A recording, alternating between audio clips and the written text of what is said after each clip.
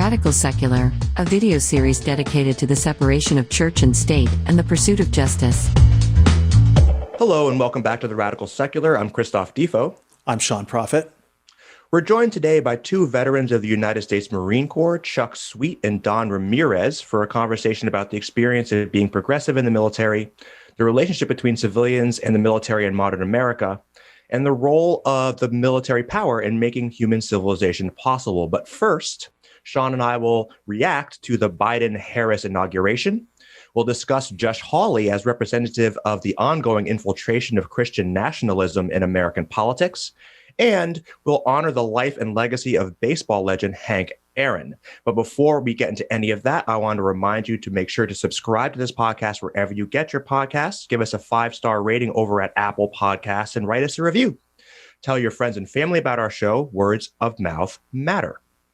Email us at theradicalsecular@gmail.com. Follow us on Instagram at @radical_secular. Follow us on Twitter at Radical Secular. Please subscribe to our YouTube channel, podcasts at Apple, Google, Spotify, and Stitcher. Okay, now this is normally where we would be doing the t-shirts, but we're going to be doing that in our guest segment. So let's just hop right into the news, and we are going to talk about the inauguration. So but before we even get into any of that, let's briefly discuss the hilarious spectacle of Trump's departure before the inauguration. So Trump left the Washington, D.C. area for the last time as commander-in-chief early last Wednesday, becoming the first outgoing president in a century to boycott the inauguration of his successor. As the Village People's YMCA began to play in the background, Trump said to the incredibly small crowd, and I quote, "Just a goodbye. We love you. We will be back in some form. Have a good life. We will see you soon." End quote. Sean, how fucking satisfying was it to watch Trump depart DC in disgrace? It was really great. It was kind of surreal, actually. It hasn't really sunk in. There was all this. The memes were actually funnier of him like sitting there and having his chair wheeled out from behind the desk and hauled away. But what actually happened was pretty funny because, normally there is this handshake and this deference and this respect. But he walked out early in the morning like, screw you guys, I'm going home. That's basically what he was at that point. And the funniest bit is like how over it Melania is. Mm-hmm. Trump is still really in denial. He keeps talking about some kind of comeback, but not yet. He's like, stay tuned. He's a showman to the end, and he's a showman even when he's just completely defeated. He has no concept of how damaged his brand is or the kind of trouble he is facing. And, he's had the full weight of the federal government behind his words. He doesn't understand that that's the only reason people were listening to him. It's so true. And so now he doesn't have Twitter. He doesn't have the federal government. He's lost a lot of friends, and I'm super glad to see him go. But the kids are who I'm really, really glad to see go. I mean, not having to care what Don Jr. or Eric or Tiffany or, any of these people or Kimberly Guilfoyle, is going to say. Like, it's amazing. It's amazing. And I don't know if you saw the Home Alone memes about Barron, right? Oh, no, I didn't see them. I gotta check it out. Barron was missing as they all got on the plane, and that shot of like that the kids are basically, they're all crying, Right. But where's Barron? Right. What happened to the kid? I mean, like, he's not there. I mean, they sent him home on another plane. Why does he get to go on Air Force One? I don't know. He's the only one I have any real sympathy for. We'll see if he figures out how to have an independent life, or he gets sucked into the whole Trump maelstrom. I mean, we'll see. And I wonder about that because he's going to grow up with a Trump brand that's tarnished. right? They all grew up in the Trump brand as like a darling of New York City. No one really fully knew him, and everyone just kind of like, oh, that playboy who crashed a bunch of companies into the ground, but he's just a playboy and who cares what he's doing. But now the MAGA brand is or the Trump brand is toxic, right? And who knows how they make money going forward. It'll be really interesting to see whether or not he spins off, like, isn't there, I'm trying to think of who it was. Oh, like Kellyanne Conway's kid hates her, for example, right? Oh like, my God. Hates her. That's its own whole reality show now, right? Yeah. I mean, she's apparently threatened to release hours of footage of her mom screaming at her, which I think would be incredibly entertaining. That really, really would be. And I wonder if you see Barron Trump growing up, he's going to go to all these big private schools, right? And like amazing schools. And everyone's going to be like, wait, your dad is that shithead, right? Yeah. Oh, you Barron Trump? Oh, it's you. And with a name like Barron, right? It's like, it's just. It's like it's as stupid as Ivanka is, right? It's like it feels tacky, in the same way that those kind of names do, like tacky and cheesy and gold and gold escalators and all of that shit, I think for me it was as I watched his little talk. I remembered 2017, this time in 2017, right? And I was terrified. Everything felt hopeless. The MAGA movement seemed sort of unstoppable. And Trump seemed like a big deal. He was a serious threat, right? And now watching him, like you were saying, just be pathetic and just seems so small and flying away, and the CNN crew is kind of making fun of him, right? As like you can literally hear the CNN crew chuckling in the background as the plane takes off, right? Yeah. It was the most fitting end to the most he had right? You said earlier, the only reason why anybody took him seriously was because he was president, right? And now no one takes him seriously. He's just nobody now that no one thinks or cares about. Well, I mean, and people were scared of his base. That you cannot separate the Trump presidency from the threat of civil war, because this is why all the news commentators, anybody interviewing him, would always ask him, will you concede? Because the implied threat from Trumpism from the very beginning is that he was not going to cooperate with the peaceful transfer of power. And in fact, he didn't. And in fact, he did not. Exactly. He telegraphed this since the very beginning, right? As soon as he won, the question became when 2020 shows up, what is he going to do? And look, he did exactly what he said he was going to do.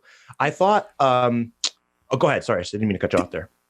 People were worried about him not conceding before he even became president. I mean, that was a question That's right. during the debate in 2016. Oh, yes, that's right. Of course. That's right. If you lose, will you concede? People were thinking that he would not concede the race before he was president. Right. It's like, that's right. And he wouldn't have. Now we know he definitely wouldn't have. No. He definitely wouldn't have.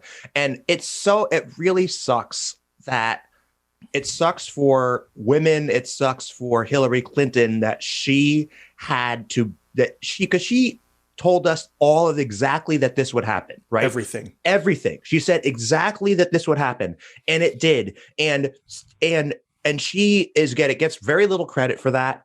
And she should be president right now. She should have been running for re-election and been reelected right now. That's the world we should be, ideally would be living in, if not for the Trump phenomenon. And it took the Trump phenomenon to bring the shittiness of the right wing, the right wing of the GOP and the GOP in general, the rot, to bring that up to the surface. And unfortunately, Hillary Clinton paid the price. And look, she did with her universal healthcare thing back in the 90s. She incensed Hillary Care. She incensed, in a way, laid the foundation for the Obamacare down the road. And this is the second time in which she has dedicated herself, has jumped on a grenade in some way for our country, right? And as a real public servant here, and never fully recognized for that.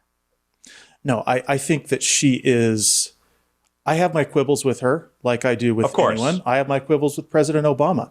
But Absolutely. the two of them are two of the greatest Americans in my lifetime. And Exactly right. the idea that one of them got robbed of what could have been a great two-term presidency is not only a tragedy for her, but for the nation. I mean, it's our loss. The globe, right? The world, yeah, for sure. The climate, I mean, everything.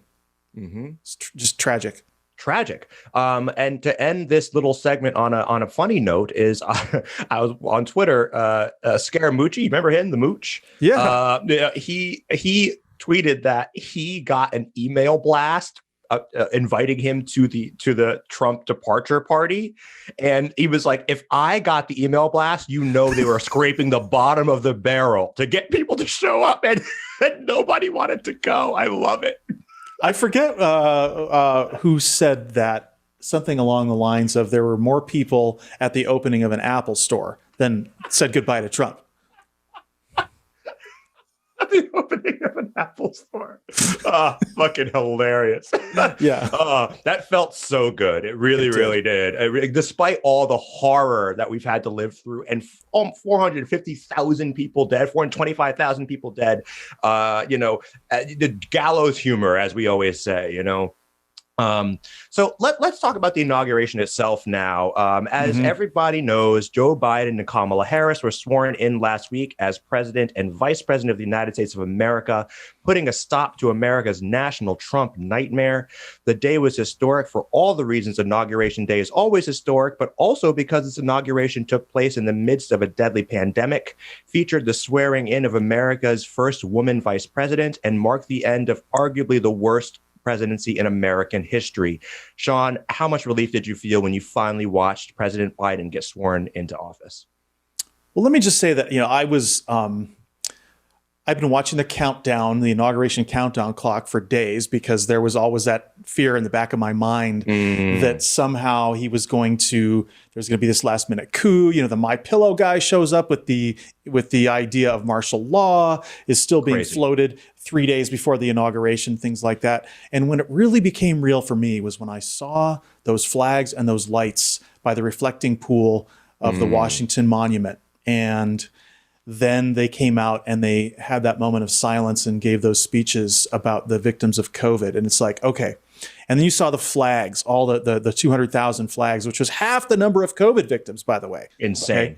So you saw all of those on the National Mall. And when that moment of silence happened, I felt like that was the moment when I was able to breathe again. But, I still have post-Trump stress disorder. The whole thing still hasn't sunk in. I find myself, honestly worried at this point about whether we're going to be able to pass legislation. I'm concerned about delivering to the American people before the midterms. So it was great to watch. I enjoyed every part of the inauguration. I think that, that Lady Gaga was fantastic, and I really loved the poetry. I loved just the pageantry of it, seeing this in the same place, imagining, because I spent hours watching the footage of the insurrection at that same exact location. So it was like washing my eyes clean of this horrible spectacle. I'm still full of anxiety about American fascism because we saw how bad it can get, but we have a reprieve. That's all I know. And it does feel really good to savor the moment. The biggest thing is this immediate kind of change in tone. I know that Biden's going to clean house, so that's all positive, but it still hasn't quite sunk in. Yeah, man. I agree with what you said in almost in general.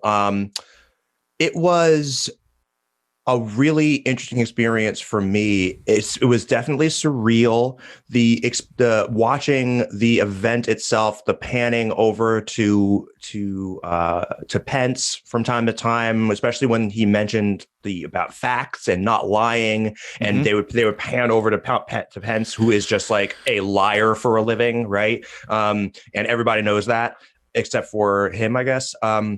And I thought that the poet laureate was outstanding. One of our person who listens to our show a lot, her name is Stephanie. Not the Stephanie that's going to be coming on in a couple of weeks. Another Stephanie. She said, and a Black woman, and she said to me online, or she posted online, that like this is one of the first times I really saw myself reflected in the inauguration. Right, it really felt like they did a lot. They went out of their way to make it right. The poet laureate is this Black woman, right? This young Black woman with the braids and the whole 9 yards, right? And you had the reverend that comes on, a Black guy.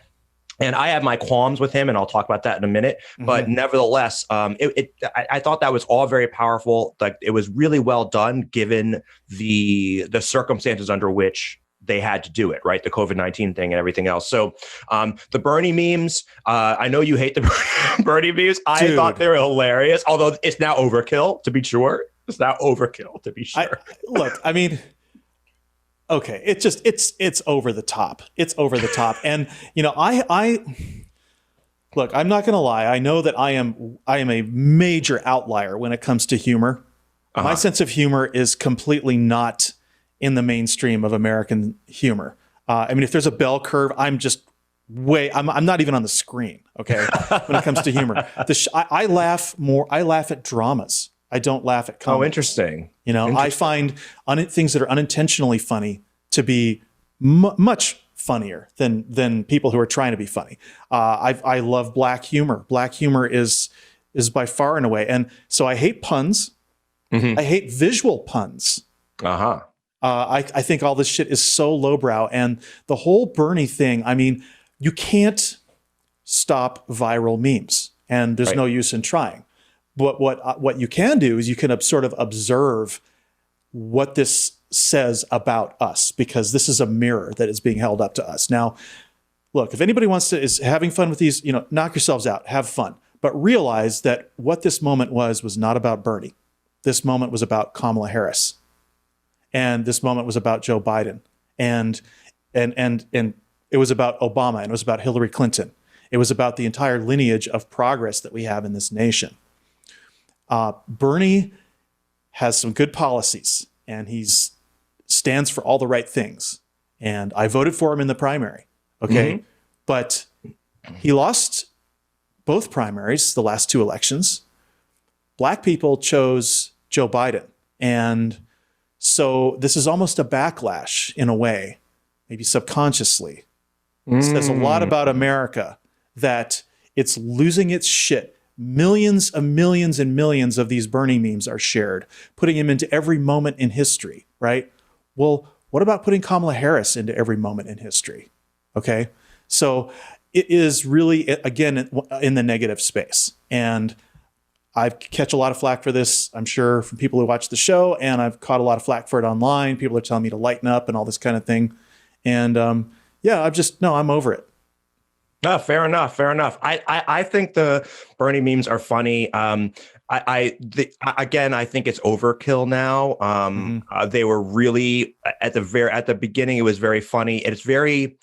This is just for me. It's very like, just because it's so Bernie Sanders, right? He's wearing the coat.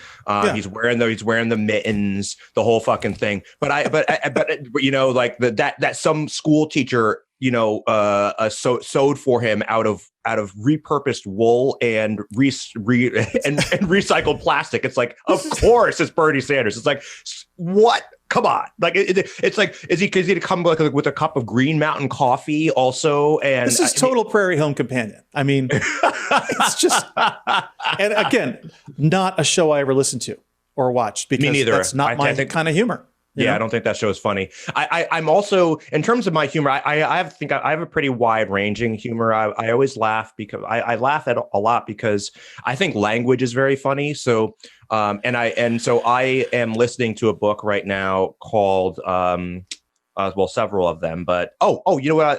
It doesn't matter what I'm listening to, but anyway, it's read by a British guy, and the British sort of dry way of delivering lines just cracks me up. So I'll just be like washing dishes and just laughing to myself as I'm listening to a book about neoliberalism. Right? There's nothing fucking funny about neoliberalism. Right? But the delivery of the lines are of this dry sort of these dry, almost sort of quasi comical, but it's like.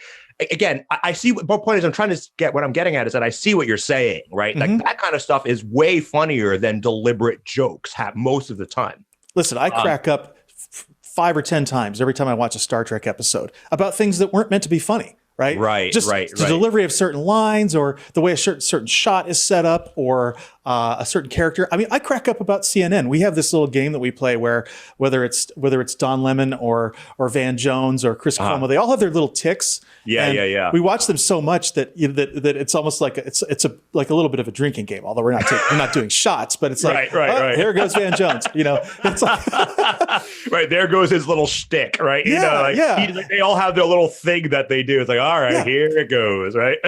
and I love all those guys. Don't get me wrong. Me too. I think they're all great. Yeah. I really enjoy unintentional humor. Yeah. Although Van Jones just annoyed me with his like peace and love stuff for the same reason that what's his face? The other bald black guy who is senator from New Jersey, Cory Booker. Mm-hmm. Like the peace and love shit from the two of them kind of annoys me, but they're both obviously both brilliant guys. So in terms of the inauguration itself, right? So I wasn't ever really that worried about Trump not stealing the election or whatever. My catharsis, I think, for me really began at the beginning when Biden was declared the winner. And I think in a lot of ways, when I really threw up my hands and ran around the room was when we won the Georgia special election, because I really didn't think we were going to win that. I didn't either. And that was a shock to me, actually, that we won. Like I thought I saw that as a foregone conclusion. What did you think? Well, we were watching it that night, and what I have found is that for election night coverage, the New York Times needle is absolutely, it nails it, okay? Because there was, on the presidential election night, I was watching the needle from the New York Times, and it accurately predicted that Biden was going to win Georgia. Interesting. And I was like, wow, that's a pretty ballsy call, because so much of the vote hadn't been counted and everything else like that. And I think it had him at like a 0.3% margin or something, whatever it was, and it ended up being almost exactly that. So when the special election came on, they had both races completely nailed on the needle. And what they do is they go and they count all the available votes based on voter registration, and then they look at what's come in versus what's expected to come in. And so early on in the night, when people were all saying it was too close to call, I'd already called it. I called it on Facebook at like 8 p.m. I remember that, actually. I remember that. Yes, I do remember that. And who else? Someone else called it. I think Sean King. Sean King from the internet.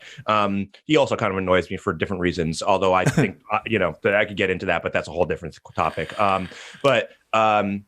Maybe because I maybe it bothers me. I'm like a black person. He's a person of color too. Also annoys me in the same way as tie Nazi coats. There's something about it, like, and maybe it's just me being critical of other black people because I feel like I can be. But I mean, I understand what they're saying, and of course I agree with them in most ways. But there's something overly dramatic about it that I hear from them that annoys me. And I think it is. I think it is. I think it is that there's we've gone back. We've talked about this before about how much religion is a part of the civil rights movement. Yes, that's very true. And so you get that sort of love your enemies kind of approach that MLK had, and all of those things really, really comes through, and in some cases becomes a little bit of accommodationism. Yeah, I think that's right. And there's definitely that element of it. There's also just this, I think that especially Ta-Nehisi Coates, right? The tone of how he writes and how he talks is like this just. First of all, I hate the "there is no hope" approach, which is definitely the Ta-Nehisi Coates approach. That like white people are irredeemable, and the United States is irredeemable, and there's nothing we can do about it. And I think there's a balance between like incisively identifying the problem and being very clear-eyed about that, but also not just like lumping a bunch of people into a bucket and saying like, well, America is just completely fucked and it's hopeless, right? That's what I always walk away from Ta-Nehisi Coates. It's like, it's hopeless. So let's just write very sad books about it. Well, I'll tell you what, I've read Ta-Nehisi Coates, and me too. He's a great writer, by the way, like an outstanding writer by any standard. As a white person, he taught me a lot about, a widespread Black perspective that I wasn't aware of. Sure. And so I was grateful for that. But I agree that, there's, when you have all these different strains of thought coming together. And it's important for me to recognize that the Black community is by no means monolithic. Right. And that there are all these different perspectives that you have to take into account. And so it was helpful for me coming to my stance of anti-racism. Sure. He was just another voice that came together in the stream that convinced me that this is something that I needed to take a major stand about. Yeah, that's important. And by the way, everybody out there, I am not saying you should not read Ta-Nehisi Coates. I think you absolutely should fucking read him. He is outstanding. He is smart. He has a lot of good things to say. I'm really nitpicking here, right? I'm really splitting hairs because I think about this stuff all the time. And I think a lot about how to approach this with white people, how to approach this with people, a lot with society in general and the problem. And so I disagree in some ways in terms of his approach. And on one end, and on the other end, I disagree with the Van Jones approach and the Cory Booker love your neighbor type approach. Although, again, I'm not saying don't love your neighbor. Don't misquote me. I'm not saying that. I'm not saying MLK did not have was wrong. I'm just saying that I think it overlooks some complexity on the Ta-Nehisi Coates side, and on the MLK side overlook some complexity. So I guess that's sort of kind of a side note here. But it does kind of dovetail a little bit in terms of one of the problems that I had with the inauguration. And that was, first of all, I had an issue. My primary issue, and this is my main issue, was with the reverend that came up to do the benediction. And why do I have a problem with him? I have a problem with him because I have a problem with religious displays in general, but that's one matter. But more specifically, and I don't know if anybody picked this up, and I might be being too sensitive about this, but he went and he, like multiple times throughout his speech, he said this, right, the theme of the entire day was unity, right? And he goes and he says things like, no matter, all of us Americans, no matter of your color, your creed, your whatever, like your religion, all these different things. But then he says your choices. And I'm said, wait, your choices. And I thought if he said that once, I would have blown it off. But he said it like 3 times. Every time he used the groups, right? Like in any speech, Obama would say, no matter your color, your creed, who you choose to love, right? That's how you approach like including LGBTQ people in that discussion. What I heard from him was choices. And I wonder, and again, maybe I'm being a little paranoid here, but as a Black Southern reverend, this guy may not be really on board with LGBTQ folks, right? There's a high chance that is true, right? And I wonder if that was something that was how if he wouldn't want to include them at all, and maybe choices was as close as he could, but that was sort of a compromise. What do you think about it? Am I being crazy? Well, I don't know anything about his political stance, okay? But what I do know is that there is a broad stream within Christianity, love the sinner, hate the sin, right? So it's like, it's the same way that a lot of Catholics approach abortion, for example. There are these things that they haven't made peace with. They can't get behind them, but they are willing to still treat those people as human beings. That's kind of, it's like half equality. It's not real, because to me, I'm like passionately pro LGBT. I'm passionately pro abortion because I think abortion is a public good. And I don't understand anyone who thinks that they have any call to judge anyone for any of that. So, but there's a lot of religious people who are in the leadership who have tried to have it both ways. Yeah. Try and walk that line, right? In fact, Obama on the front end, right, when he ran, and this was pre-marriage equality, obviously, because that happened during his second term, I think, his second term. But he was famously anti-gay marriage. And was he really anti-gay marriage, or was he just like he thought it was politically important that he was?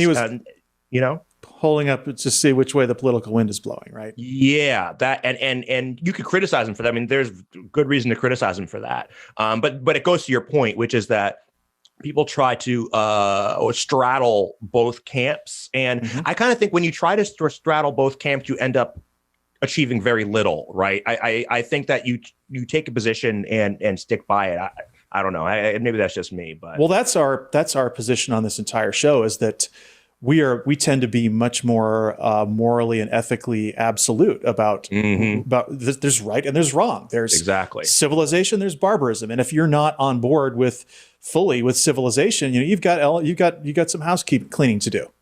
Agreed. And this is where I stand right on the LGBTQ question. And I wasn't always this way. It was an evolution for me over the course of, 10 to 15 years. But I'm at a position right now where there is no ethical or moral basis to distinguish between racism and homophobia. There is absolutely none. And people make this distinction all the time. All the time people make this distinction as if like, oh, no, and by the way, the law even makes this distinction, right? It's like homophobia is not as bad somehow as racism is, right? And there's even more categories. It's like transphobia is yet another category. Exactly. That's being split off from homophobia, which is being split off from racism, which is being split off from sexism. Exactly. Right? And we on this show, I mean, I don't have to tell you this, but I don't have to tell our listeners this on this show. We can't find, there is no reasonable basis upon which to make those distinctions. All you're doing is trying to protect your biases, your bigotry, and not have to face yourself, right? Not have to look inside and really parse out your ethics. So when people say when I hear people in my family take this position all the time, which is like, yeah, well, how is LGBTQ equality a civil rights issue? And I'm like, what are you fucking talking about? You're literally black. You know, how do you make these? So anyway, these sort of distinctions are troubling. And when I hear choices coming from a Southern reverend, it causes me a little bit. It makes me bristle a little bit. Also, hearing that long ass prayer from up at that behind that podium made me bristle as well. But again, in general, as we've been talking about, the inauguration was great. It was just nice to know that there is competent adults running our government again, that people that are taking pandemics seriously, that we don't have an idiot misogynist, just that the president actually cares about the job, right? That is new now. That is like, wow, refreshing, Absolutely. I mean, look, it's just the idea that we don't have a White House press secretary who is going to lie every time she opens her mouth. It was one thing to have the president lie, but this is somebody who they just kept getting progressively worse. They played the clip of Sean Spicer, and, it's like the largest inauguration, period, right? But it never changed. It never changed, because if you're going to have a liar in the top job, you're going to have everybody underneath him lying to the American people, and it corroded everything. I mean, it's almost indescribable what it feels like now to not have to worry about that.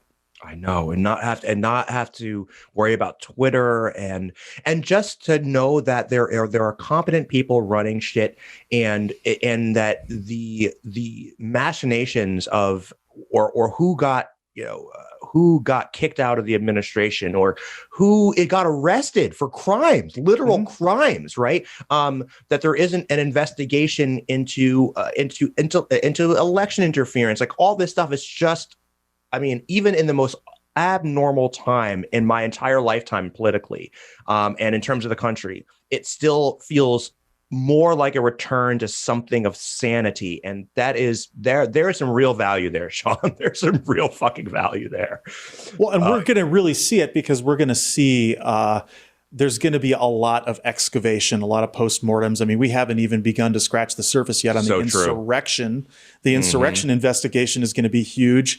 There are going to be all kinds of things uncovered in agencies as, Trump appointees get tossed out on their ass.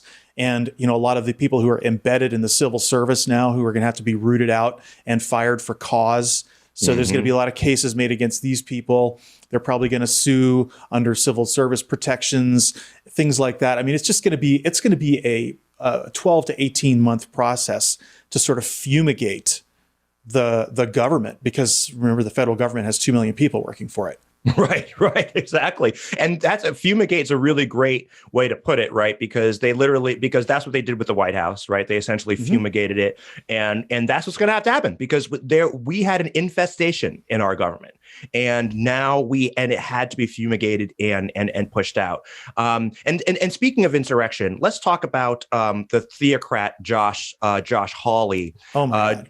Junior United States Senator from Missouri, also an incorrigible theocrat. He believes that democracy and the rule of law are subordinate to Christianity.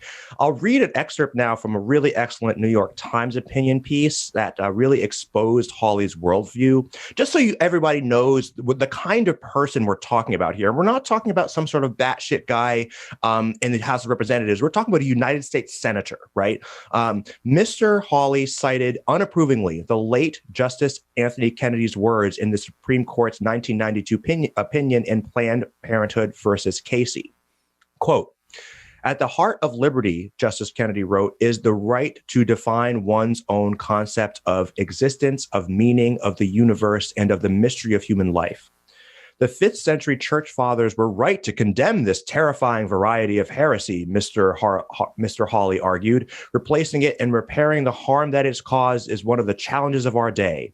In other words, Mr. Hawley's idea of freedom is the freedom to conform to what he and his preferred religious authorities know to be right. Hawley is not shy about making the point explicit. In a 2017 speech to the American Renewal Project, he declared, paraphrasing the Dutch Reformed theologian and one-time Prime Minister Abraham Kuyper, "There is not 1 square inch of all creation over which Jesus Christ is not Lord." Kuyper is, and I hope I'm saying that right, Kuyper, whatever, is perhaps best known for his claim that Christianity has the sole legitimate authority over all aspects of human life. And I wanted to make sure that when I read the opinion article that I wasn't misrepresenting Hawley's position. So I listened to the speech that he delivered at the American Renewal Project. And it turns out that Hawley's not only a theocrat, he's also a lying theocrat, which I guess is sort of right? That means the same thing, right? So in the speech, Hawley references a case he helped argue before the United States Supreme Court. The case was named Hosanna Tabor Evangelical Lutheran Church and School versus the Equal Opportunity Commission, in which the court ruled in a 9-0 opinion that the establishment and free exercise clauses of the First Amendment bar suits brought on behalf of ministers against their churches, claiming termination in violation of employment discrimination laws. Moreover, because the respondent in that case was a minister within the meaning of the ministerial exception, the First Amendment required dismissal of her employment discrimination suit against a religious employer. Now, in the speech, Hawley expresses his disgust that the administration argued in an amicus brief, the Obama administration that is, that churches are like any other social club and should not be afforded special treatment under the Constitution. Woo! Great position. Yes. Hawley says expressly and misleadingly that the Supreme Court ruled in Hosanna that the churches are specially protected by the United States Constitution. In fact, the court held that the Establishment Clause prevents the government from appointing ministers, and the Free Exercise Clause prevents it from interfering with the freedom of religious groups to select their own. This is not the same thing as Hawley's much broader claim that SCOTUS held that churches aren't subject to the rule of law under the Constitution. So in his speech, he basically says, we won by saying that that churches are not subject to the Constitution, which is just not true and really dishonest. But of course, what else do we expect from a theocrat? Sean, have at it. Oh God, there's just so much to unpack there. And they do this tap dance constantly. They want, and this goes back to the whole libertarian thing about whether the law protects or binds, right? Mm-hmm. Because they want the protection without being bound, just like every shithead libertarian. Yep. They want the protection without being bound. Without the accountability. The disingenuousness of trying to make an argument that civil rights law doesn't apply to churches. Mm-hmm. All that is if they were honest, they would have to admit that they want the right to discriminate. Exactly. It's the right to discriminate. That's all it is, because they're not saying, the government is not telling them how to worship. The government is just saying, you have to hire someone, whether they're gay or not, whether they believe or not, as long as they can do their job. You can't fire someone without cause. And, they're telling churches being gay is not cause. Right. Not believing in the Bible in the particular way that you think they should believe in the Bible is not cause for termination. And if you're an employer that has more than 25 employees, subject to Equal Employment Opportunity Commission rules, that you have to abide by those rules just like everyone else. And this is the essence of theocracy, is carving out these special exemptions. They want religious freedom, and they go to all this trouble. The Thomas More Society and all these groups, the American Center for Law and Justice, all these religious lobbying groups, okay? They're going to all this trouble to carve out exceptions for themselves, and these are exceptions that they do not want to grant to Muslims or to Jews or to other less popular religious groups like the Church of Satan, for example. Mm-hmm. Okay, they're not arguing for religious freedom. They're arguing for Christian privilege, and so Christian privilege. That's exactly right. Christian fucking privilege, man. That's it. That's exactly what they're arguing for. Same thing with, if you're a pharmacist wants to be able to cite his Christian beliefs and not sell birth control to women, or, the Catholic organizations don't want to have to provide birth control in their insurance plans, right? Well, there's just no call for that. You can't justify that on any basis, right? Because what if I belong to a religion that says you have to provide birth control? Exactly. What if I belong to a religion like the Church of Satan that says that, abortion is a sacrament, or whatever the hell, right? There are, you can make anything a religious ritual, or you can make anything prohibited by religion, and therefore theocracy makes laws meaningless. We say this until we're blue in the face, but I want to talk also about what has, Hawley has screwed himself when it comes to his approval rating with these, which makes me so fucking happy, because this guy. Yeah, because what it comes down to is that his support for insurrection is not separate from his theocracy. It's the same dishonest shit that we have the right to declare an election invalid because we don't like the results. So let me read something about what's happened to his approval rating. The Kansas City Star says a plurality of Missouri voters disapprove of Republican Senator Josh Hawley 2 weeks after the U.S. Capitol riot, according to a new poll. The January 18th survey of 743 registered voters found that 49% disapprove of Hawley, the state's junior senator, compared to 36% who approve of his job performance, according to the Morning Consult. That amounts to a 12-point negative swing in Hawley's net favorability since the day before the January 6th insurrection. It is also a 17-point shift since the week President Joe Biden was declared the winner of the 2020 election, when a plurality of Missouri voters approved of Hawley's job performance. what's really concerning about Hawley is that he's likely to stay in office for the rest of his term, which isn't up until 2024, unless they can somehow make something stick on the Capitol siege. Because he was in this up to his eyeballs. Remember, he gave the rioters the fist salute. Unbelievable. This guy is going to be a major firebrand for theocracy and fascism. And it's really just interesting how every single one of these evangelical Christians are first in line when it comes to wanting to overturn democracy and talking about, as I said, they think of, Jesus as the King of Kings, the Lord of Lords, as the Prince of Peace. He just should be in charge. And when they say that, they are talking about themselves being in charge. Right, because there literally isn't a Jesus. So, right, so who is in charge? That means them. Right. And so he's courting the same coalition of evangelicals that supported Trump, that had those memes with Jesus putting his hands on Trump in the Oval Office. And of course, Hawley is trying to tee himself up for a presidential run. So, people like Josh Hawley are public enemy number one. They are the entire reason why we do this show every week, because there's no greater threat to our freedom than theocracy. Theocracy and fascism aren't just bedfellows. They're literally constantly fucking. I love that. Yeah. It's true. It's true. They're the same thing. They are two sides of the same fucking coin. There's not a time of the day or night when theocracy's dick isn't up fascism's ass. Okay. These arguments before the Supreme Court are fascist arguments. Yep. I mean, going back to when I used to be a minister, we would say this in the wedding ceremony: the twain will become one flesh, which is, interesting imagery there. But the bottom line is that fascism and theocracy are one flesh. Yeah. Did you hear what Franklin Graham said? He supported Trump even after the insurrection. And as a result, there was a petition with 17,000 signatures for him to be removed from the two religious organizations he leads, which are huge multi-million-dollar a year charities. Now, this wasn't liberals. This was a Christian organization called Faith America that actually is angling to have Franklin Graham removed. Yeah.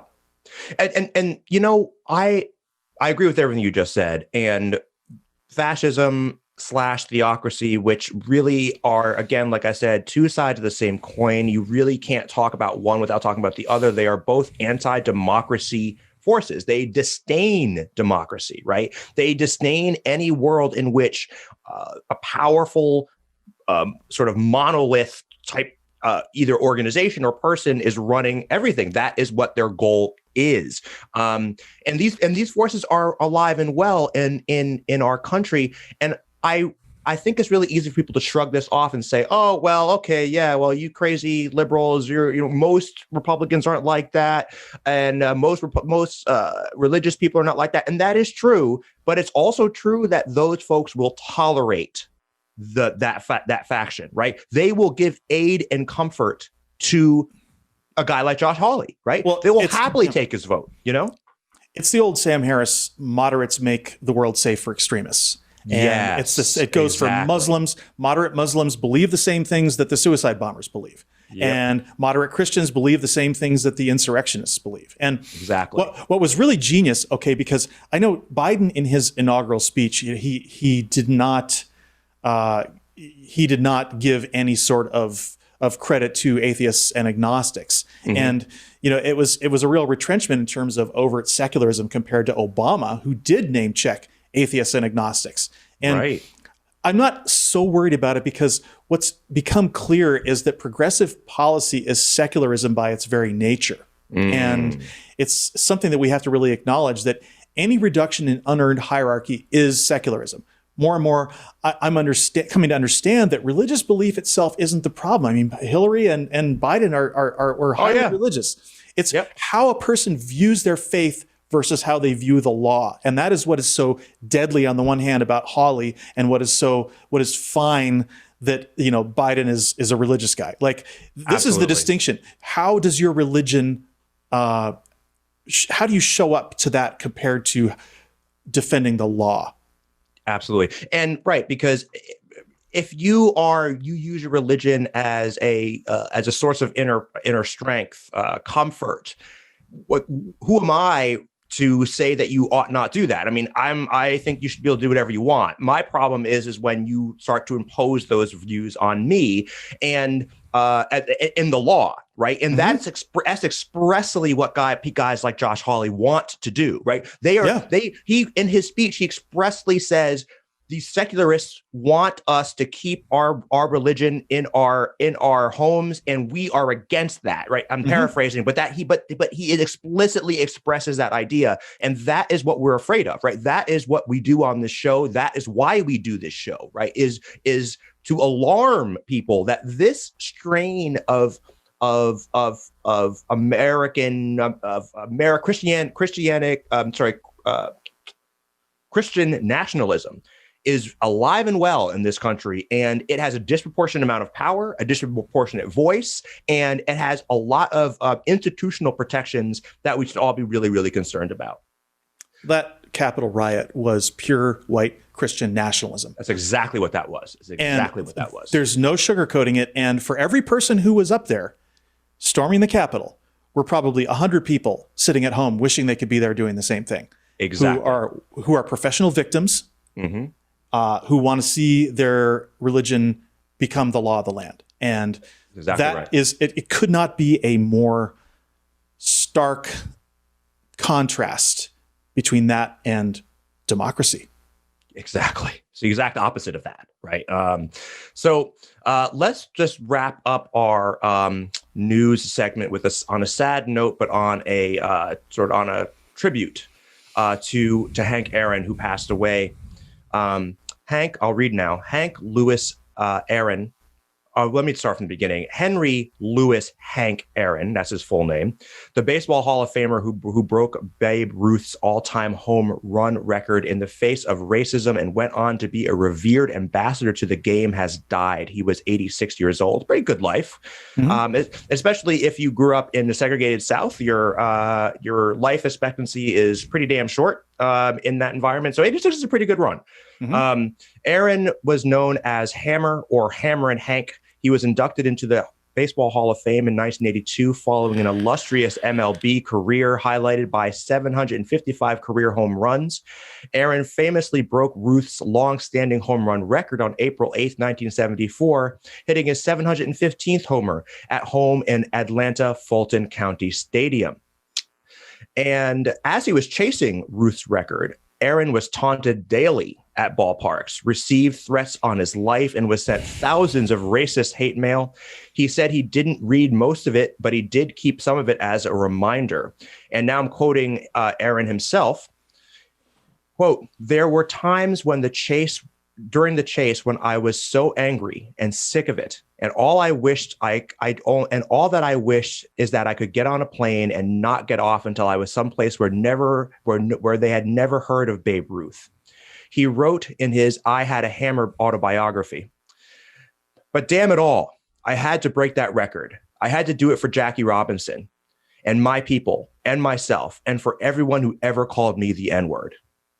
And pretty powerful stuff, man. I'm not a big baseball fan, but Hank Aaron, people like Hank Aaron, Jesse Owens, Jackie Robinson, these are people that growing up as a Black person in America, I looked up to, and knowing what they went through, and I always felt like I stood on their shoulders, and I think we all do as a white, Black, everyone. Our nation stands on the shoulders of those folks.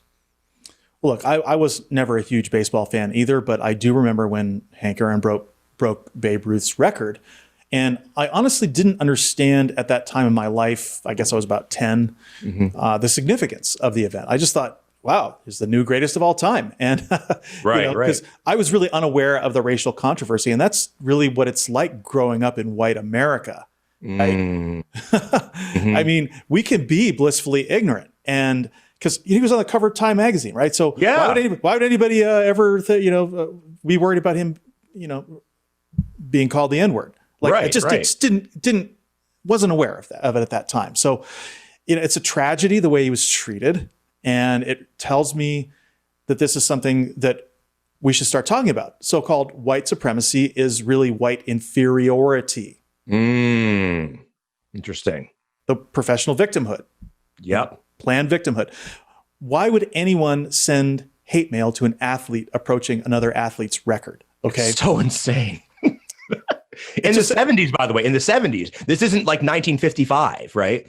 Yeah. And I mean, this didn't happen when, was it Sammy Sosa who broke a record? Didn't Fernando Valenzuela, didn't happen with him. Everybody was rooting for him. So, why wouldn't everyone have been rooting for Hank Aaron, who was about to set a new world record? It should be yay humanity, right? Exactly. And it just goes to show, right, that, like you said, I think the white inferiority, the professional victimhood sort of idea is an important one, right? Because that is, I think, a theme that just pervades the right. I don't think I can go through even one episode without mentioning Black Reconstruction in America from Du Bois, because I'm always reading it and I'm coming down the home stretch. I think I want to do on maybe toward the end of February, do a show on that. Right. I can't wait. I think that'll be really interesting. But my point is that, right, even back then, and especially back then, it was always this idea that Black people are going to surpass us in some way. That was always the argument, and it was always that it was the rich planter that was the victim here, right? They lost their money and their income, and all of a sudden they had to compete with Black people. Oh my God. And it's always this victimhood narrative that is laced all the way through American history. And it is an important thing to call out with and very clearly. Yeah. Well, anyway, let's move on to our guest segments. We are pleased to welcome to the show Chuck Sweet and Don Ramirez. Chuck and Don are the hosts of a podcast called But Really, on which they discuss current events from a progressive perspective. Chuck and Don's perspective is also heavily informed by their experience serving in the United States Marine Corps, as well as their residence in their towns of San Antonio and Seattle cities, really. So without further ado, the Radical Secular presents Chuck Sweet and Don Ramirez. Hey, gentlemen, welcome to the show. It's practically a cliche at this point to say thank you for your service. Still, thank you for your service, and welcome to the Radical Secular. How are you guys doing? Oh, great. Hey guys, Don down in San Antonio. I got Chuck up in Seattle. We are But Really. If you haven't heard our podcast, check it out. We're doing great. I always appreciate anyone to say thank you for your service. Good. I didn't do it for that. It's, it was truly just a service because I love this country. So. Fair enough, man. Fair enough. I love that. And Chuck, why don't you tell us about your T-shirt? Sure. So this T-shirt, NPR, National Public Radio. I love National Public Radio, and I bought this shirt as soon as I realized that NPR somehow became a political football, and so I wanted to make sure that NPR got enough advertising so that to kind of help. I don't know how much it helps. I'm one guy with a T-shirt, but it's a thought that counts, I guess. Every little bit helps, man. I mean, I'm a huge NPR fan as well, and public radio, public things in general is super fucking important. How about you, Don? I'm wearing a Donald Duck T-shirt. Nice. Is that like a reference to Donald Trump? No, not at all. Donald Duck is in the Navy, and Chuck and I are Marines, and we are Department of the Navy. Roger that. My name is Don. Fair enough. Donald Trump. I wish, dude, but do not insult Donald Duck. I won't. Not even mentioning Donald Trump in the same sentence. At least we knew why this guy was mad. For sure. Sean, how about your T-shirt, man? I have on my Tyrion Lannister. That's what I do. I drink and I know things. Yes. Nice. I love it. That's awesome, man. I like drinking and I like knowing things. Although I don't know too much, but I definitely like drinking. It's a bit of a dated pop culture reference by now, but I still think it's hilarious. It's not that dated. I mean, all right, and I'm wearing my shirt. This is a retread, but it's my mobile infantry shirt from Starship Troopers, which was a awesome movie. And I figure as long as we're talking to two guys from the Marine Corps, right, the mobile infantry is sort of like the Marines of that sort of world. And so I figured, hey, let me rock this shirt today. And I wish I had like a real Marine Corps shirt. And I actually thought about ordering one, and then I just fucking forgot. And so here we are. So this is the shirt that I came up with. But I think it's pretty cool. I think it's pretty good. It is. It was a great film. And the alien bugs are coming for us. Exactly. The ants will rise. Absolutely. So awesome, guys. Well, thanks for that. Welcome to the show. Let's get into the topic for today, which is, broadly speaking, the military. And you guys, as I mentioned, and we talked about earlier, are Marine Corps vets. So I'd like to just sort of get some background on you two for our audience, right? So will you tell us a little bit about your service in the Marine Corps, why you chose to join, and what you did there, et cetera? Sure. I'll take a stab at it first, I guess. Yeah, go for it. So I joined the Marine Corps in '97, so a while ago. I was in for about 4 years. I made it through to sergeant during my first enlistment, which was generally pretty good. The reason that I joined was actually, I think it was a little bit, I guess, I don't want to say dumb, but naive, kind of. So I was bowling. I was at a bowling alley with a few friends, and there were a bunch of like Marines that were bowling in an alley next to us, and my friends were making fun of them, and I don't know why, and I started making fun of them too, just to kind of go with the crowd. And then I thought about it. I was like, I really don't know what their experience is, and I was already going to the University of Texas, but I decided that it was time. Well, I was discharged from I say discharged. I was kicked out of the university. Not kicked out, but I didn't do well at the university. He was failing. So I thought, hey, that seems like a really unique experience. I wonder if I can do that. And so it was kind of almost like a last gasp, if you will. It was like, I'm really not doing so well in certain parts of life, and that doesn't look that hard. Maybe it's something I could do, which is kind of dumb when I think about it, because it was really hard. Because it was really fucking hard. It was really hard. It was so bad. It was so bad. But it was a lot easier than I thought it would be. I guess we'll get into that a little bit more later. Really, because I was pretty physically fit, so the physical part of it wasn't hard. And really, you get told what to do so much that I didn't even really have to think for the first like 6 months that I was part of the service. So so it was challenging, and the physical aspect was demanding, but it was hard to screw it up. And I think it was like a second chance for me, really. Yeah. Now, what was your MOS? I went in as a 4066, which is a network engineer. But the work I was doing was 4067, which was software engineering, programming computers. Gotcha. And for everyone out there, MOS is military occupational specialty, right? Am I saying that correct? Yeah, that's right. Yeah. Okay, I just wanted to make sure that everybody knows that. So, so do you still do that kind of work now? Like, is that sort of good, like networking, computer stuff now, or? Yeah, I do, and part of the reason that I had to leave the Marine Corps was because they did away with my operational specialty. So I could either stay in and become a 0251, which is a radio communicator. That guy, when in the movies, when you see the guy carrying the antenna on his back, yes, running across the field trying not to get shot, I could either do that, or I could go back to networking, which I hadn't done in 4 years. I hadn't been in touch. And at that point in time, it was .com was really getting hot. So entry level was like, pretty good money, like easily twice or three times what I was making in the Marine Corps. So that confluence of events pushed me out into the marketplace. Interesting. Gotcha. And how about you, Don? Like what brought you to the military, to the Marine Corps? What did you do there, et cetera? Well, what brought me to the Marine Corps is I just gotten accepted to go to college. I got a scholarship for writing. And then I met a recruiter, and he gave me this fantastic story. And then I heard Marine, and I heard boot camp in San Diego, and travel the world. And I was like, sold.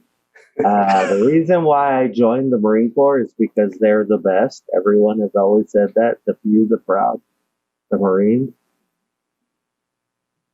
I don't discriminate against any other branch. I really love all the branches. I tell my nieces and nephews, hey, join the Coast Guard. You get all the same benefits.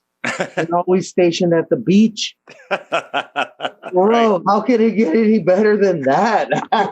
right. You know, like you get the same benefits. It's, you know, it's still military service, but you're always stationed at the beach. I mean, you can't beat that. We've been in some shithole places, crappy ass deserts, crappy, you know, this, that, the other thing. I went in open contract in the Marine Corps. Besides that, I don't really like talking about my Marine Corps experience. You can hear a lot of it on our podcast, but really, if you guys check that out, but it's pretty much me, Chuck, and like 2 or 3 other Marines who have served with me and know where I've been and what I've done. It's just easier sometimes to explain to people that have actually been there. Sometimes it's hard to relate to someone that hasn't. But other than that, I mean, I really enjoyed my time in the Marine Corps. It was like the best time of my life.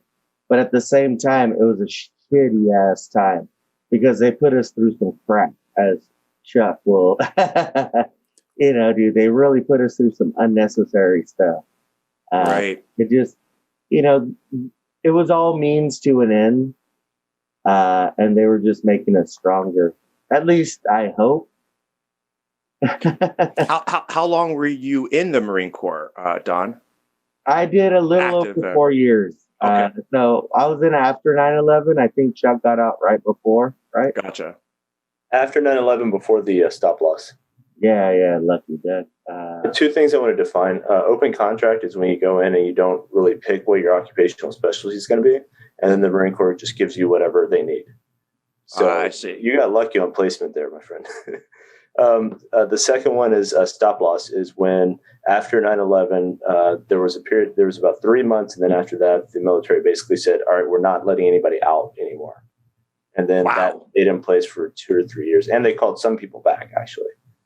Wow. I didn't realize that. Thanks for telling me. I got lucky, but I had a certain job and I only could do that just like dude. And then I wasn't allowed to ever get promoted until the end of my career. How does that work? We didn't have an MOS. Oh, interesting. So you were just sort of like were like floating around kind of because you were. No, I did my job. I mean, I just wasn't able to get promoted. Another one of our friends, Alex, as well.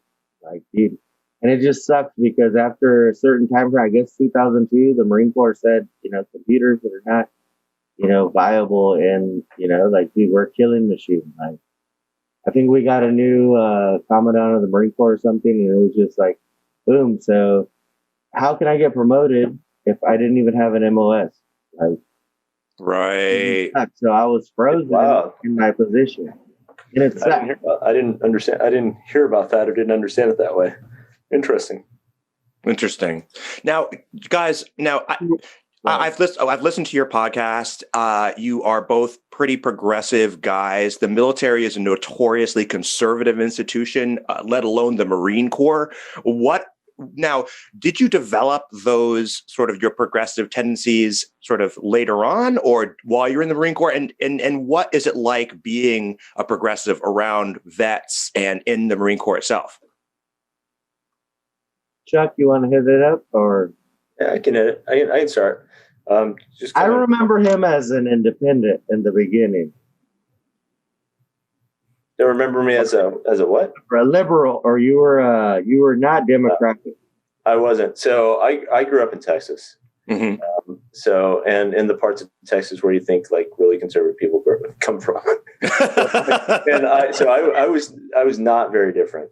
And when I went to Virginia, believe it or not, Virginia was more liberal than Texas where I lived. Right. So but I don't think I was. I think I was pretty conservative while I was in, but that was only because I didn't really think too deeply about issues. Mm-hmm. I was just, like I said, you get told what to do for you wake up, you do this, you go get lunch somewhere, you have 10 minutes or however long, an hour to eat lunch, you go do something else. Like there's a pretty prescriptive way of life. So there wasn't really much of a call for like thinking deeply about issues. So Sure. was it? So I was actually liberal in the sense that I wasn't religious and I wasn't that type of person. So I was more in the libertarian camp. And it wasn't until after I got out of the Marine Corps that I started thinking about the label libertarian and what that meant, and researching and then attending meetings. I intended to get more actively involved, like get back to the community. And then that's when I realized that there really isn't a libertarian there. It's a smokescreen. And then I was at a loss. We say the same thing about independence too, because there are people who just, if you think but libertarians are independent. I kind of get where they're coming from because they don't feel like anyone. But libertarians have these radical ideas that just they don't go anywhere. Let's hear. I want to hear what Sean was saying. Sean, what were you saying about? Well, it's if you think deeply about any part of politics, you find out that the facts lead you in a particular direction if you're willing to pay attention, and then they lead you into an ethical direction as well. And I think there's a lot of people who they haven't thought about it deeply. Like you said, they're involved in their lives, and if they're in the military, they're being told what to do. And I think that there's definitely, an awakening that happens when people put their mind to politics, one way or the other. I had an awakening in the military, so this will probably blow all your minds. But I voted for Bush when I joined the Marine Corps. I was a Republican. I was deep Republican. I grew up Republican. Yeah, I hear you. When I joined the Marine Corps, I started seeing all these other sides and speaking to people like Sweet and other friends, and really opened my eyes because I had only been sheltered, grew up in a family and culture, and like everyone was this way, so I hadn't seen other sides, and then having many conversations with Tweets. Sorry, I call him Tweet Chuck. Whatever. That's what you call me. Go for it. No. No, just kidding. But I really opened my eyes, and then as I became a better person, because I don't think you're born a good person or a bad person. You grow to realize, and then some of the things I align with, like helping people or taking care of people that are a bit less fortunate than us. I don't think that's socialism. I think that's just helping your fellow man. It's just civilization. Civilization, decency. You know what I mean? And so then my ideals started aligning with a different party. Mm-hmm. Yeah. And it did take me joining the Marine Corps to realize that, it just, I don't know. How do you guys feel about that? Well, I think all of us. Oh, go ahead. Well, go ahead, sir. Sorry. I'm pretty sure all four of us grew up conservative, right? Mm-hmm. So I don't think that there's any argument with that. That you have to sometimes come out of your background to really see the world as it is. Yeah, we're all basically brought up. I know Sean and I were in and it sounds like you two were as well. It's relatively these conservative environments, and until it's really easy. This is really important, and that is people think that people don't realize how much we are products of the environments in which we grew up. Right? Most people do what everyone that they grew up with did. Almost everybody, right? It's rare for people like us who have been forced out of our sort of local environment to see and forced to see other stuff and have your mind opened. And all of a sudden you're like, oh my God, I was wrong for a long time. I was really wrong for a long time. Not always, because you can grow up in abusive family where your dad beats your mom, and then you turn out to be that guy that never touches lip. You know what I mean? Oh yeah, oh for sure, for sure. But and then that's a coin flip, because you can also grow up that way and just think that's normal. Exactly. And that's how they should be treated. And it's just like, wow, that. Yeah, I hear you. I'm curious, guys, what you think, what your experience is, because you're veterans. You said that you spend a lot of time with veterans. Your friends are vets. Without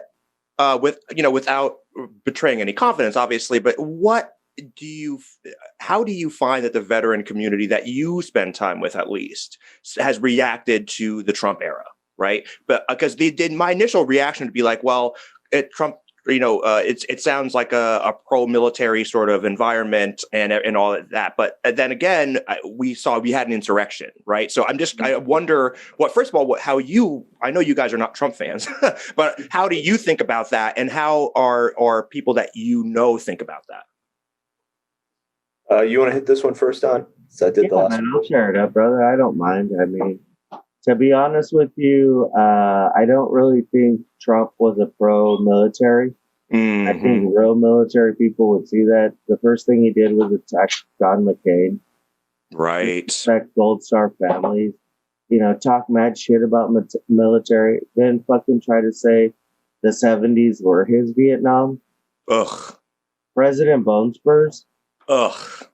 And fucking infuriating. Yeah, I can't imagine anybody really respected him in the military. But so many people are brainwashed by him because he's a big, tough guy. Mm-hmm. But he's a doughboy. He has bronzer on, bro. So a lot of my friends, including like Don and a lot of other folks out there, even some of the conservative ones, looking at Trump, just can't believe it. I mean, nobody I know. There's like two people, I think, I think I know about 40 or 50. I keep track. I close contact with 10 or 15, and then extended contact like Facebook and stuff with maybe another 30 people that are military, and just disgusted by this guy. I mean, he's against everything that the military stands for. Like, there's no honor, courage, there's no commitment. Yeah, exactly what Don said. They drill that stuff into us. So that's the one takeaway. That's one of the takeaways from the Marine Corps that I really appreciate, is that foundation, those three things.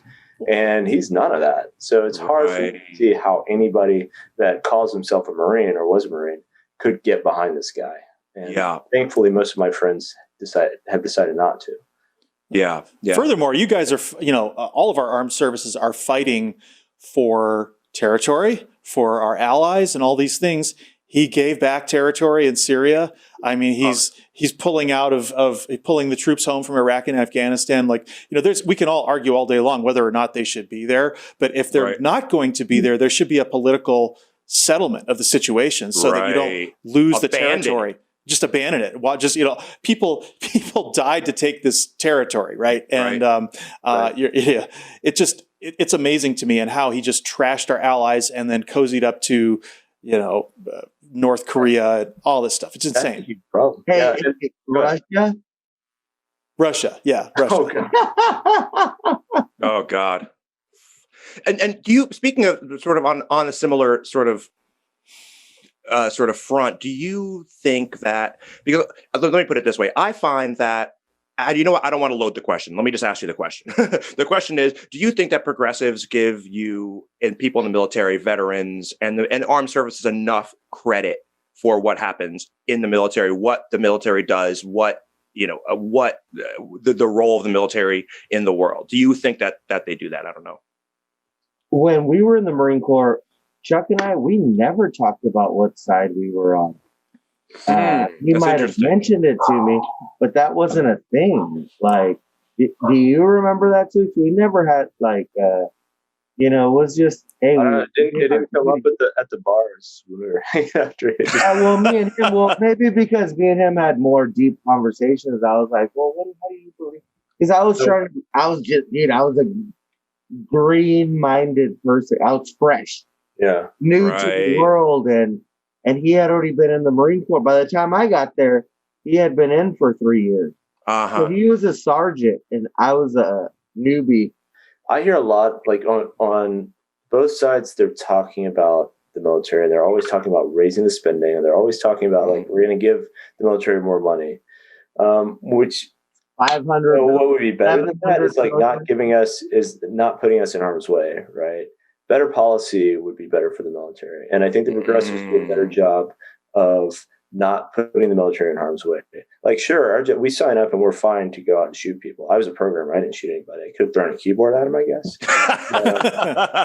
But the first that you walk in, when you get into boot camp, the first thing they do is they put you in a big auditorium, and then they send somebody in with completely fake news that, hey, by the way, we're calling you guys up to war. Everybody, whatever your MOS is, it's gone. It's gone now, and you're going to go to deploy to Iraq or to deploy to wherever. And then they keep that ruse up for a little while till it sinks in that that's your job. Your job is you may be programming right now, or you may be a chef. Well, we were programmed for battle, but yeah. So the best thing that you can do for the military is to not use them. Right. Train them, get them prepared, but don't put them where they're going to have to shoot people or get shot at. And I don't know. I'm trying to read a bit of what you're putting into the question. I don't know if I'm getting it completely, but I do think that progressives do a better job of protecting and respecting the military in that regard.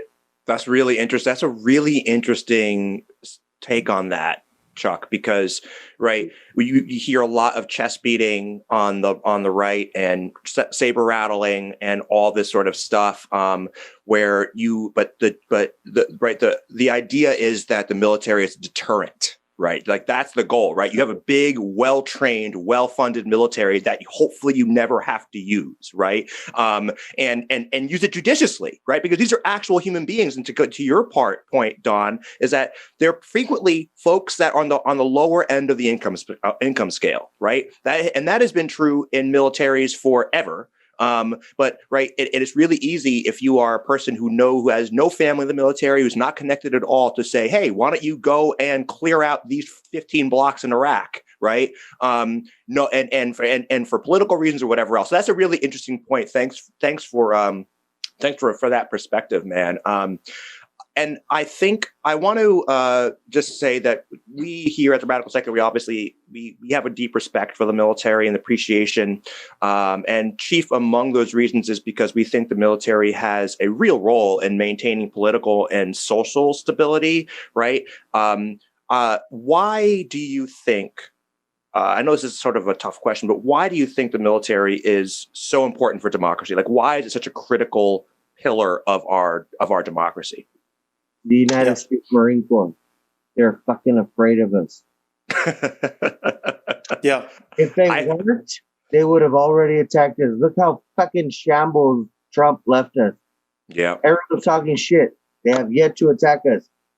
If they had balls, I would have attacked. I mean, I would never attack this country, but right now would have been the time to attack. Yeah. Right. If you were going to do it, this would have been it. Right. That's how they build up. Look, dude, that's why there's these myths about Marines eating babies and shit like that. Like, you actually really do that. It's not American babies. Only our enemies. Only your enemies. Right. So you want to hear about the culture of the military a little bit more? Is that kind of what you're asking? Yeah, well, it has changed because I turned 18 in 1982, and at that time you had to register for the draft. So I registered, and that's. But I don't know when that went away. I think it was in the later 80s. Yeah. Yeah, the selective service or something like that. Because I remember, I think I had to sign something when I was turned. Oh no, I something. Think I don't remember what it was. In the 90s for selective service. Yeah, I'm only 21, so I'm a lot younger than you guys. I'm still a weak lass. Nice try. So it is a very close community. I think, at least with my cohort and then a few cohorts behind, you do everything together. You go to you're on, because you have military housing. So if you're an officer or a non-commissioned officer, you can get a military housing. So everybody you see when you're there they're all military. So it's like you've got this little like microcosm.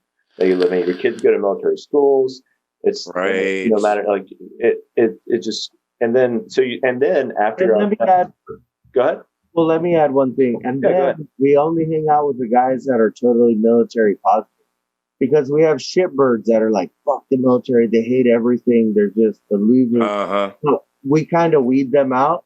But all of us are like same mind, focused to the same goal. And we're just like hardcore. So you got like, because we had those shitbirds, you know, in our platoon, you know, like, we don't want to say any names. You do. Well, you have to. No, that's sweet. Yeah, you have to weed them out because those are the people that might get you killed. Right. They're not or doing get us killed or get us. Well, not where we were, but you know, in the general principle is like people that if you're not meeting the bare minimum standard, you know, how can you be trusted with anything more than that, right? If you're in an actual situation. So it's very like built into the culture to identify and get rid of or sideline the weak link in the chain. And unfortunately, sometimes you're a weak link because you have mental issues or you have some other problem. I mean, that happens. Well, so, but in Marine Corps, I mean, there's no room for that. Yeah. Why are you there if that's your attitude, right? Yeah, exactly. It's all volunteer. I guess there's people who so much. They sign up and then they're sorry they signed up after they find out what it's really like, maybe? Yeah, a lot of people. They thought it was going to be like on TV. Right. So I was always the asshole. I was like that Marine that really believed in the Marine Corps. So nothing wrong with that, man. Chuck is such a great guy. Like, that's just an example of the culture, right? I mean, we all you have to look out for everybody else, and that part of it is also another positive quality. I think that the military, I don't know if the broader military maybe, but the Marine Corps definitely bestows on you is like it's a brotherhood. It brings that out in you that you are looking even if you're a girl for the person beside you, And like I have an example, a fellow Marine and I were on vacation. We vacationed together, right? We went, and then on the way back, we stopped at this park grounds just to take a break. We were I don't know, first smoke break or something. We were walking back in the woods. Somebody that was there before us fell in the water and broke their arm, like fractured their arm almost in half. So you could see part of the bone, like almost. Oh, Jesus. Yeah. And they were there with a group of people. Like there were people around them. And the people around them were just sitting there, like staring at this guy in the water. Filming it with their cameras, filming. Yeah, I don't know if they had their cameras. This was like, I'm older than you think I am. But me and this guy that I was with, we never met these guys before. So we pulled them out of the water. You know, we got him back to something, got him back closer to the road. We made sure we lectured as friends on how to get him to somewhere to get him to safety. And that is a really serious problem. But that like, I don't know if without the Marine Corps experience, without that culture, that would have been something that I would have done on my own. Sure. That makes sense. I wonder too about the culture. We talked a little bit about this earlier, but do you find, like I said, the military is a pretty conservative institution, but I wonder, do you find that it is politicized, right? Like, do you find that from superiors, maybe, that there is pressure to vote in a certain way or think a certain way, or is that an issue at all? I'm just curious. Well, look at the group that are actually in the military. They're usually 18 to 38 years old, bro. So, like, now think about that span from right now. These aren't 65-year-old men. You know what I mean? These are forward-thinking, progressive, younger folk now. Right. And the military is only getting younger. Yeah. Right. And these millennials, dude, they don't see color. They don't see religion. They're fucking, like, all about saving the world. Like, a lot of them are. Maybe that's really interesting. You know what I mean? So you got to think about it in that, because even if you have a long career, you might be 45 years old when you get out of the military. Right. Exactly. I'll put something out there. We also, yes to all of that stuff. Nobody ever told me who to vote for. Or who it wasn't even a thing. We didn't even ask it. I volunteered that information. and we get in fights about that type of stuff. Not real fights, but nobody was going to. By fights, he means we smoked a cigar and argued. Yeah, we did that. I remember that. Quite loudly. Yeah. Dude, you're fucking wrong. I never got. Shut the fuck up. I got a question. I got a question about this. Okay, so the president is the commander in chief of the military. So it seems like there would be some deference or bias toward that person, but no. Mm-mm. No, we don't serve the commander. So the only reason why I do what I do in the Marine Corps is for the guy that's right next to me, like Chuck. Mm-hmm. It's not for the president. I don't know the fucking president. I didn't join with my best friend. Like, we joined the military, and we're all from different places in the world, like in the United States, and we all come there, but we all were taught the same thing. We all do the same thing, and it's for the guy next to me. That's why Marines jump on grenades. Right. I want to be a hero. It's the same. Bring that around. Yeah, Chuck, go ahead. Yeah. So that's definitely accurate, and that I agree with everything you just said. There's also the other side, and the other side is we've never sworn allegiance to any person. Mm-hmm. The only thing we ever sworn allegiance to is the Constitution. Right. Absolutely. With your hand. So if we believe, and it's, you get this drilled into you, like every time you have a conversation with anybody about like allegiance or loyalty and stuff like that, it is the Constitution. It's not. And if you believe that the commander in chief is going contrary to the Constitution, it's your duty, not your right. It's your duty to do something about that. In one of our podcasts, it's definitely. One of our podcasts, Chuck, you asked me, and it's but really. We went pretty deep. Yeah, we went pretty deep. Yeah.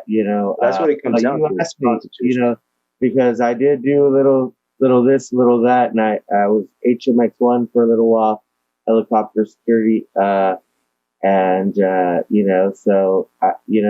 was security for President Bush, and Fleet asked me, would you have done that for Trump? And I was like, well, yeah, man. I mean, I'm not a Marine for the president, right? I'm for the United States. Mm-hmm. Protecting the office, not the person. Yeah, right. I would do my job. Yes, I would. I bite my tongue and do my job. Yeah. Even if I don't agree with his policies, like.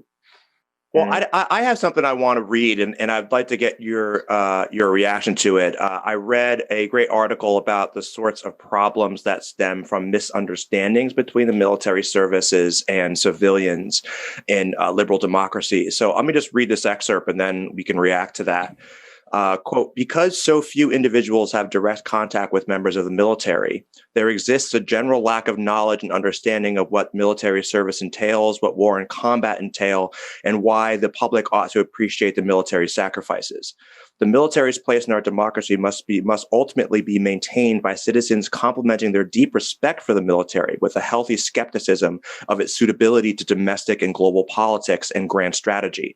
One way to help this critical eye is to help Americans see soldiers, sailors, airmen, and Marines, and Coast Guard personnel as people rather than superheroes. Lack of societal knowledge about the military, paired with ever-increasing reverence for it, and the increasing isolation of service members from the rest of society is a dangerous combination of liberal society. It provides space for continually smaller segments of society to determine what it means to be pro-military. In Germany, for example, the large gap between German society and its military has created a space for far-right groups and has increased nostalgia for the martial glory of the Nazi Germany's Wehrmacht. So that is the thing. What react to that, everybody? Anybody have any comments on that? Chuck actually told me to read this book. I haven't read it, but I read the preface. It gives you the first 4 pages, and it was the caste system. And they talked about how easy it was to get sucked up into Nazi Germany's propaganda. Mm-hmm. The guy that was already married to a Jewish woman was just like, this shit is so crazy. But it's hard to see that.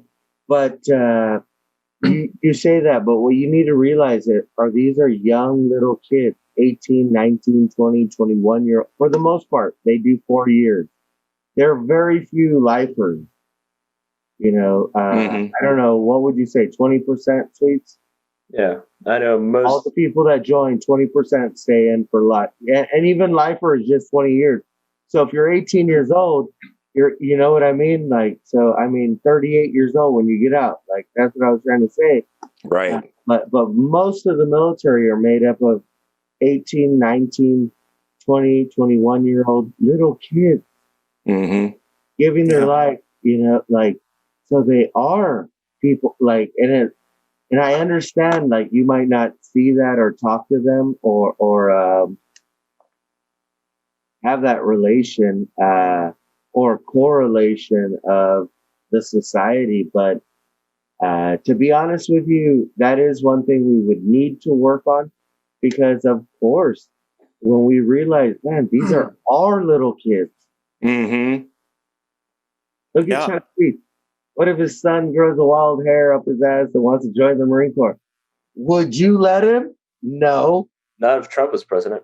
I'm just saying, you wouldn't, because you know how bad it is. And what if he I'd let him. What if he got a shit job? I don't know if that parents really have anything to say about it, right? Once the kid's 18, he wants to enlist, it's like done. Yeah, not let him. You want to make a bet? And I was like, I don't have any kids, so it's easy for me to say. But I don't want my nieces and nephews to go to the Marine Corps. What if they get a shitty ass job and they're on the front lines? Like, I think it's a big problem. When you talk about things like the separation between the military and the people, then my mind goes to one place, and that is Julius Caesar's march back to Rome to take it over with the military behind him. Right. So, and I know that's a stretch. That's way out there. That's not something that we would ever anticipate. But the fission, the ability to do something like that, is directly because the military see themselves as above, and the people see themselves as distinct from the military. And my personal position on this issue is that I think that not having the draft is a real problem. I think that's how we get everybody to get some skin in the game, so to speak. Right? Everybody has to have some skin in the game. Otherwise, you have these things like these wars that nobody's ever heard of that you're sending people to die in. Right. So that's just the way I feel about it. But I agree. I think it's a huge problem. And we definitely, I think outreach is possibly one thing, but I really think what it comes down to is everybody's got to have some skin in the game. Yeah. Well, this is going to sound totally socialist or something, but I've always told everyone, I think it should be a requirement. That's what they do in Israel. 2 years. Like 2 years. Look, Israel. Look, you want to be a nurse? You want to be, we'll give you your 2 years of college to get your, not your bachelor's, your associate, and for free, and you want to, you want to do this, or you want to do something badass, we'll give you 4 years, or you want to go further and be a doctor, because dude, there's dentists and shit. So dude, and it would be like, you have to give your service. He's like dentists. I had my wisdom. Whoa. Jackass had some, dude, you're like, whatever. He's some fucking morphine. You're still bitter about it. But anyways, or you want a medium. So bitter about you want to do the bare minimum. 2 years, you're a grunt. You carry your rifle, you're in, you're out. Before you do 6 months of training, you do a year and a half, and you're out. And now you get 2 years of college for free, or, whatever, maybe 4 years if you do a grunt service, because that's when you're holding a rifle and blah, blah, blah. But if you want to do a nurse, here, we got you right here. And mama, right. And it's just, and all we're doing is creating a stronger workforce. We're creating a stronger military. There you go. We're creating a stronger presence and an example that actually would work, because the structure is already there. The infrastructure it is always there. So I've always said that, but I don't want to make it seem mandated. I agree with Sean. If you want to, here's your opportunity. Hey, Don, let's hear a counter argument. Here's what you should do. I think It would be great to have everybody go into the military, but there's some people who are like, well, the parents would freak out. Oh, my kid's being forced to go put their lives at risk. So have a civilian conservation corps like Roosevelt had. So you could do your service either 2 years in the civilian corps or 2 years in the military, and then you get your college paid for, kind of thing. That would be something that would be really positive, I think. I think that would be definitely that's exactly what I was thinking, Sean, because then you're able to get that service and that commitment to the country that you're talking about, Chuck, right? That commitment, that skin in the game, a sense of civic responsibility, and the idea that we are a polity, right? Like we're a group, we're a group of people, we're a nation, and we all have skin in the game. Because what I see happening, we talk about libertarian at the top of this, libertarianism, right? This fracturing of society into everyone is their little individual and their little castle. Give me all my guns in my house, and I'll defend myself against the enemies.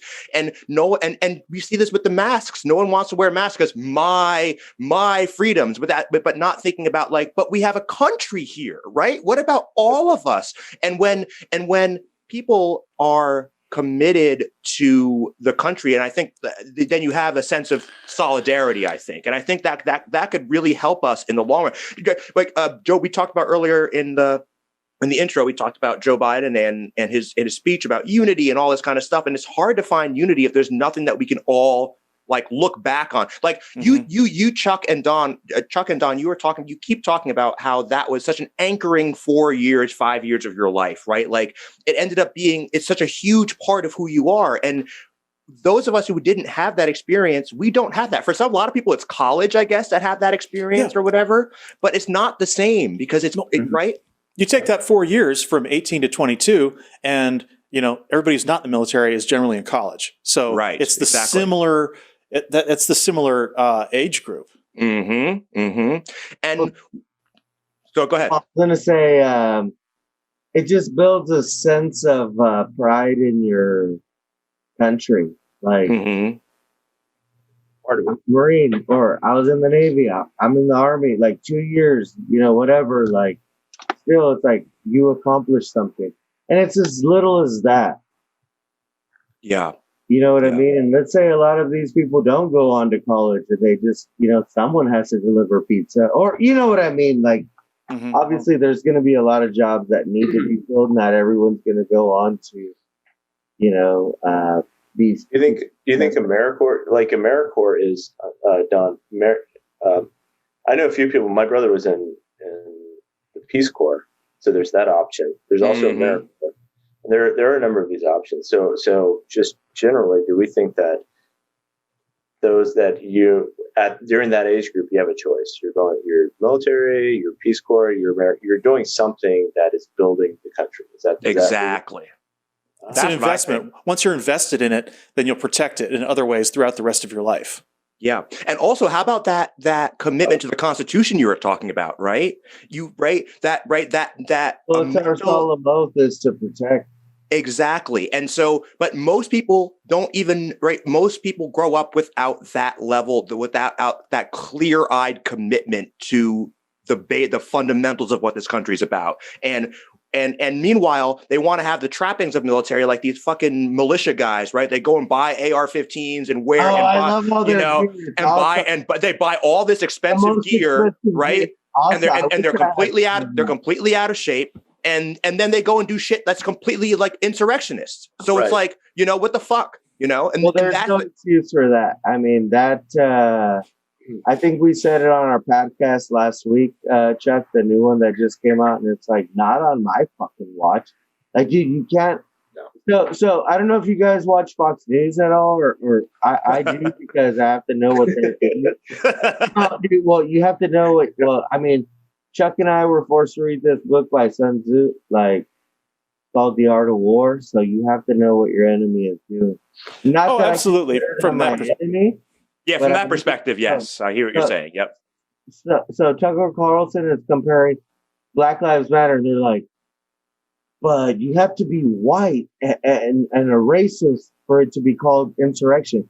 no, bitch, all you have to do is attack the Capitol. Yeah. All you have to do is be an insurrectionist. That's what you have to do.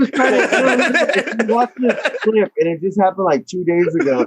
And it's Tucker Carlson. He's like, but Black Lives Matter can punch cops. I don't remember during the Capitol. And dude, I'm shitting you not. And he's just like trying to, and he like makes it seem like Democrats need to get off their ass and stop the hate. Oh God! Democrats want to start a war. Tucker Carlson is one of the worst people in this country. He is one of the most spoiled. Infotainment. It's not even that. It's incitement. I mean, he is a part of the incitement. He's starting it. He's starting. Well, no, dude. He literally said it like Democrats want to start a war on us. Oh yeah, comparing like he's like, oh yeah, now we're all white supremacists. Now we're just. He's like, if you're white in America, like, yes, you're Al Qaeda. It's like, well, when you said that, if you're white in America, you're Trump, you're like Al Qaeda. Well, this is their whole deal: is this constant victimology. Like my buddy Mike Krause has just bought the domain name Planned Victimhood, right? Because that is what these people are doing. Tucker Carlson's entire shtick is white victimology. That's exactly what it is. That's exactly what it is.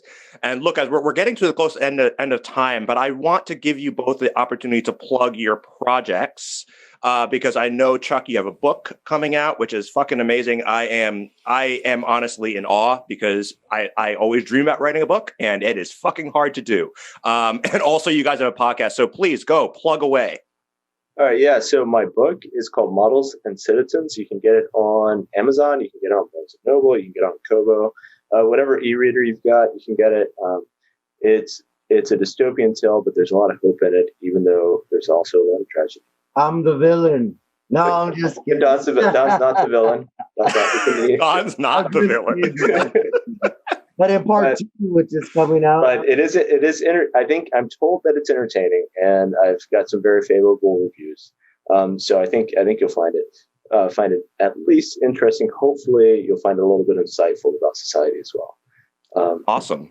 So, but really, podcast, by the way, is what Don's been talking about, and you can, honestly, Don, you do a better job of this. Why don't you go and plug that? Son of a bitch. God, out there? Yeah, but if I wasn't a Marine and have so much tact for my sergeant, I would.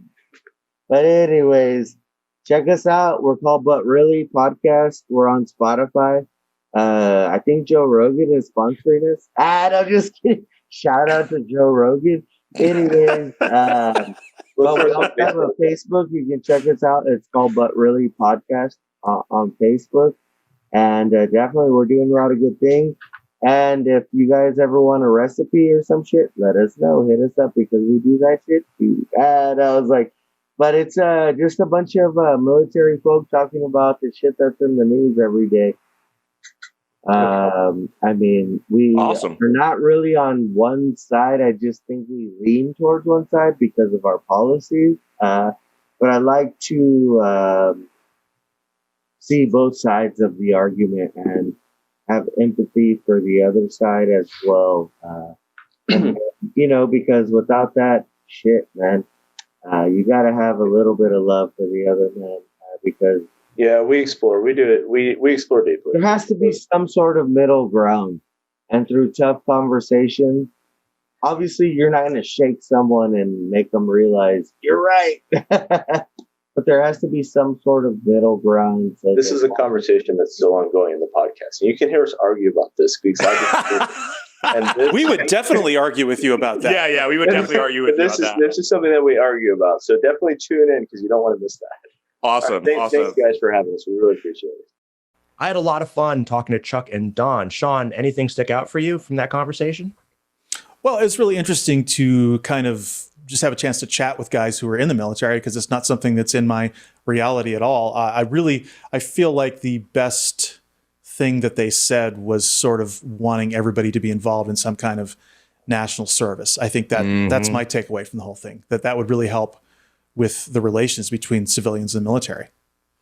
Absolutely. I agree with you. That, I think, was my favorite part of the conversation. I think that, and I do think that there's real value in getting, in terms of the unity we talked about, right, during the news segment, the unity that Biden is trying to bring and wants to foster. I think that's really difficult when we have a culture of like rugged, of like hyper individualism and no sense of togetherness. And I think that you can get closer to achieving that if you have everyone having to do some level of service, 1 year, 2 year, 4 years, whatever it is. And I think, and I also like the idea of linking it to free college, right? Mm-hmm. And all this sort of thing. And so you get this incentive.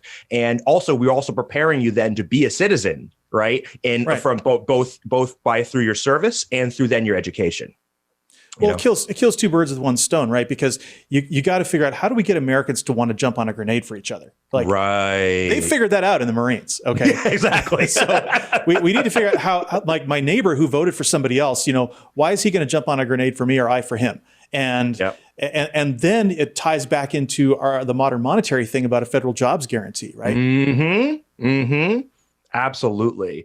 And again, right, the federal job, that's such a great point, right? Because that fosters the concept of community, right? Mm-hmm. Of togetherness. And that is what is obviously sorely lacking in this country, the sense of being in it together. Yeah. Well, it's been a great show. So, thank you, Don, and thank you, Sean, and thank you, Chuck, and thank you, everyone, for being here. Once again, I want to remind you to subscribe to this podcast wherever you get your podcasts. Be sure to give us a 5-star review on Apple and write us a nice review there as well. And tell your friends and family about our show. Word of mouth really matters. And look, thanks everybody again for being here. And remember that wherever you are, you can be radically secular.